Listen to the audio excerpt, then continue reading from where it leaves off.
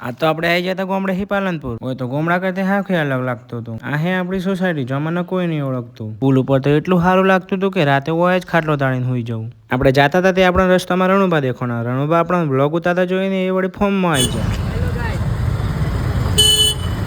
हमारे ब्लॉग में आपका स्वागत है.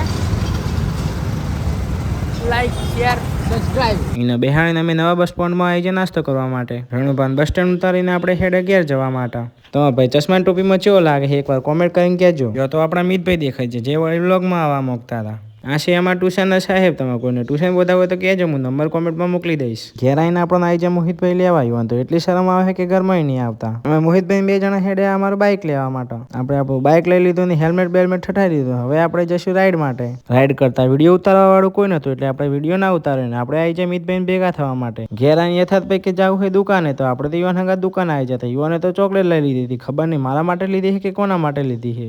યથાર્થભાઈ તો વળી બ્લોગમાં હેલો કરવા માટે ચોકલેટ બતાવવા માંડે જેમ કે તમે બધાને ખવડાવવાના હોય. હેડતા હેડતા આપણને થાક લાગ્યો હતો આપણે સોસાયટીની બહાર જ આવીને બેસી જાય. હેડતા મળીએ હવે બીજા બ્લોગમાં. લાઈક કોમેન્ટ શેર કરી નાખજો.